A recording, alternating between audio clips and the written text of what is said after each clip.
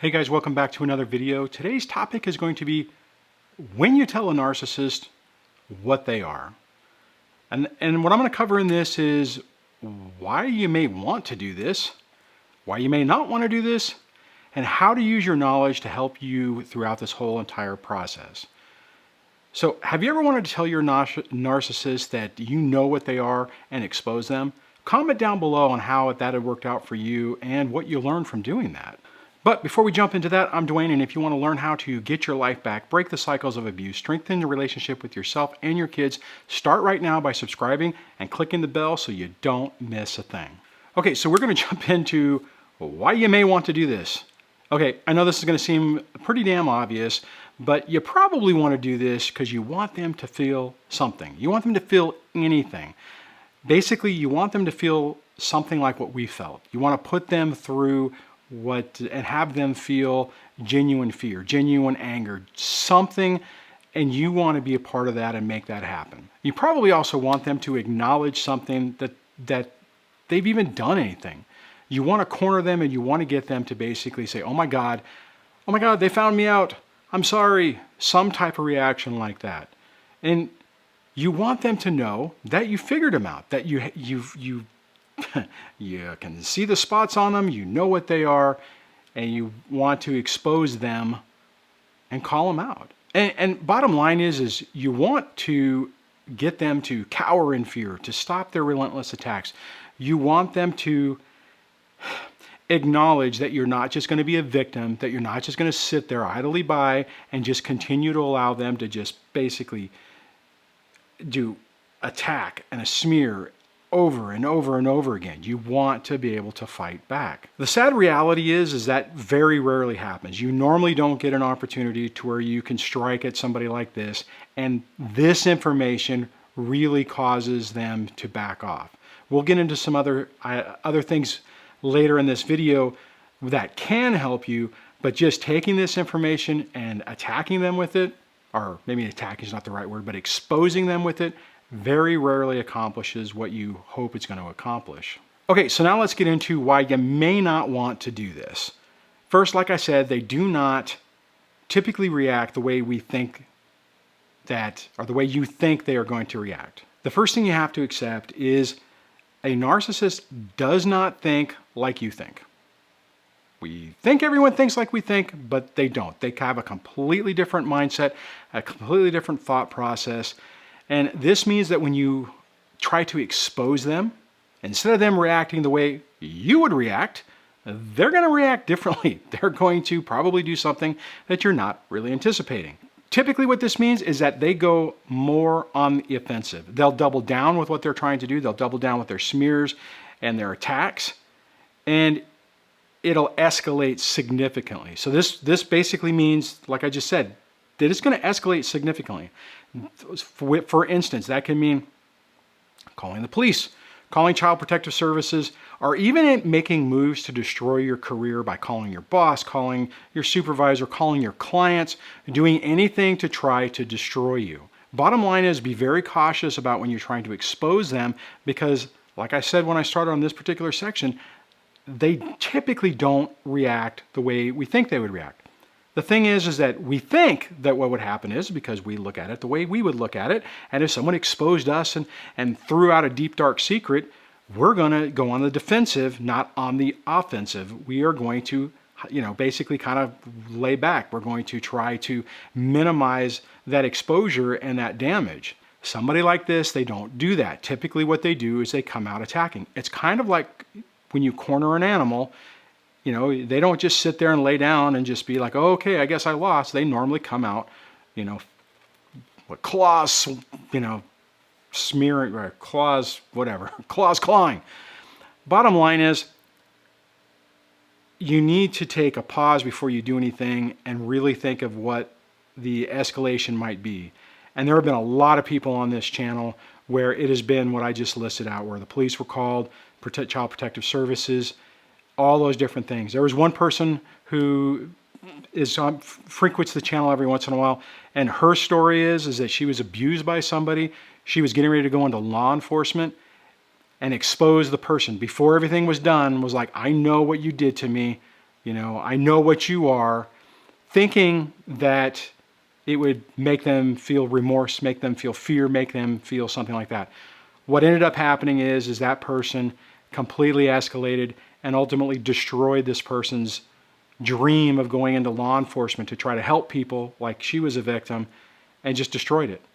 And the thing is like I was talking about before, is we don't really think that the person would do something like that. We look at it, oftentimes we look at it from our point of view on how we would react, on what we think a normal person would do. And you have to remember that that's not the way they think. And you have to be very careful, because whenever you do try to expose them, when you try to tell them what they are, that oftentimes is what happens. It goes to a level that you didn't even dream of. And the damage that it can cause to your life can be significant. It doesn't mean that you can't recover from it, but it definitely changes the dynamic of what you're dealing with and the direction you're going. So the other thing, or the other reason why you may not want to do this, is when you tell them what they are, the one thing that they often will do is research what in the world you just accused them of. They may not even know what NPD or narcissism is. They may not know any of these words, but if you start throwing these terms at them, if you start saying, you're a narcissist, I think you have NPD, I think you're a borderline, they probably are going to go over to the computer and go and type in the little term, and all of these videos and all this information on the internet is going to come up and be presented to them. This means that most of the time they will start to accuse you of being the narcissist. I've seen this a lot with people in these communities, even on my, not so much on my channel, because normally I can get people to stop, but when somebody does this, 90% of the time, that's a number I just pulled out of my ear, by the way, but most of the time they turn around, they learn the terms, and then they turn around and they start using that to slam you, to basically say, you're the narcissist, you're the one who did the discard, you're the one who's running the smear campaign, you're the one who's out of touch, you're the one who has lost touch with reality, and they can use all that information against you. Now again, the problem is we look at it as if it was how we would think about it.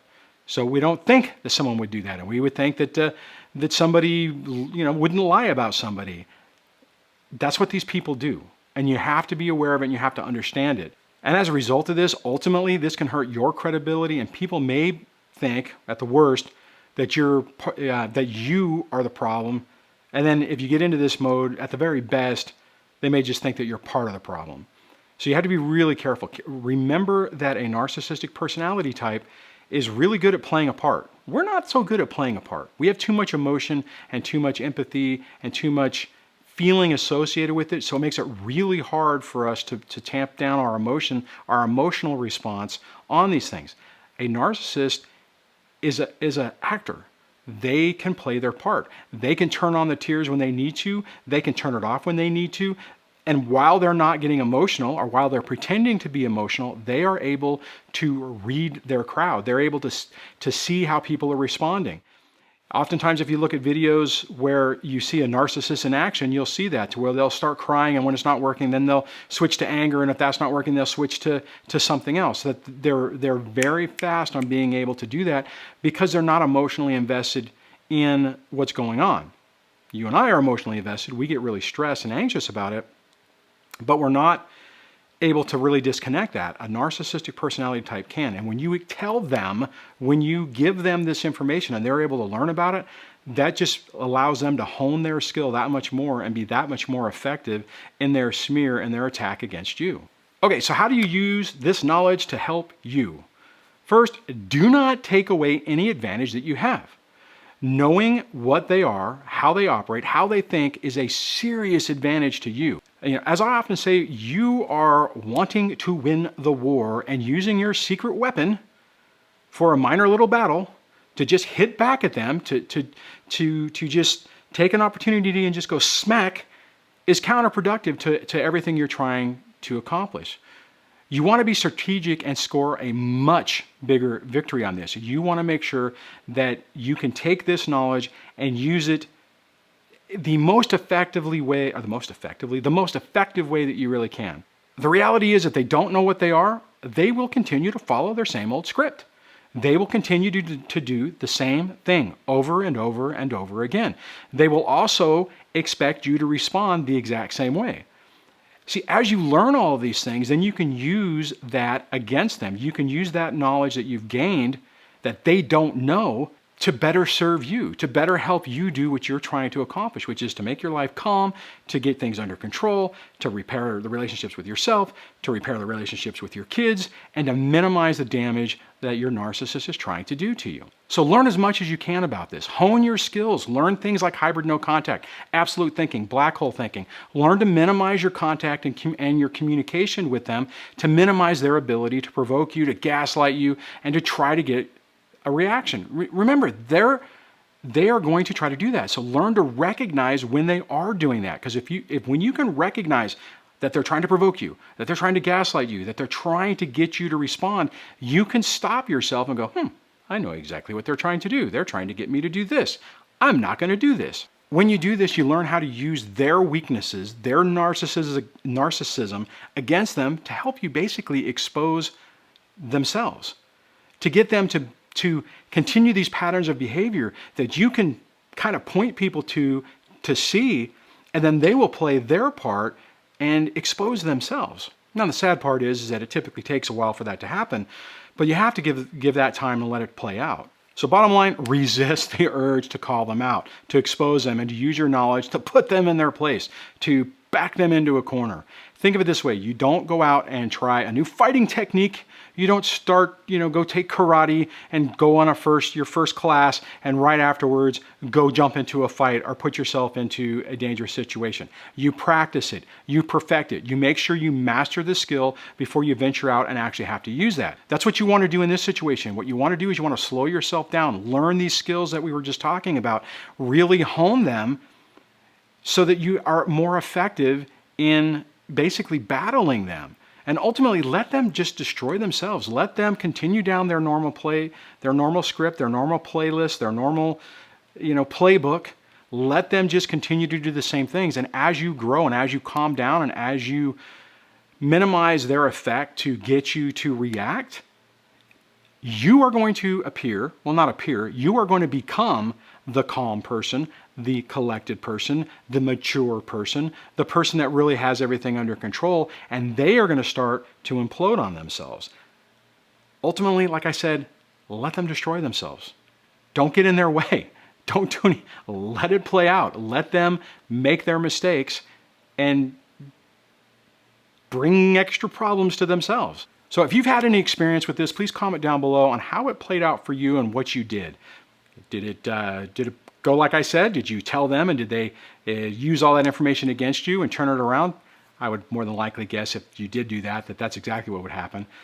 It's just so difficult to not lash out, especially when you think you finally have something that will hit hard on them, that will be a mighty blow, that you finally have the big axe or the big sword that can do a tremendous amount of damage. Bottom line, it just isn't worth it. Use this knowledge, use what you gain from this, and you can gain so much more from it. If you're struggling with this and you need coaching, book some time with me over at www.dsdduane.com/coaching, and we can work directly on your particular issue. Bottom line is, don't throw away a victory that you have. Don't waste that shot, that arrow, that whatever you want to call it, on trying to expose them. It's not going to play out the way you expected, and it's not going to hit, that hit is not going to land the damage that you're hoping for. Hold that knowledge to yourself. Continue to learn about this, continue to grow, continue to hone those skills like I was talking about, and it will work out much better for you. On that, I will chat with you on the next video. Take care.